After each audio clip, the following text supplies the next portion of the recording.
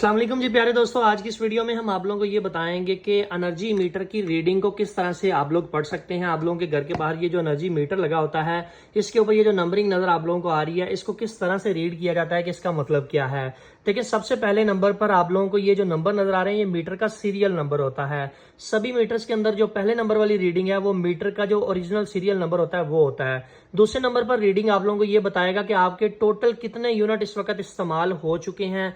जब से आपने ये मीटर इंस्टॉल किया तब से लेकर अब तक कितने यूनिट आप लोगों ने यूज कर लिए हैं।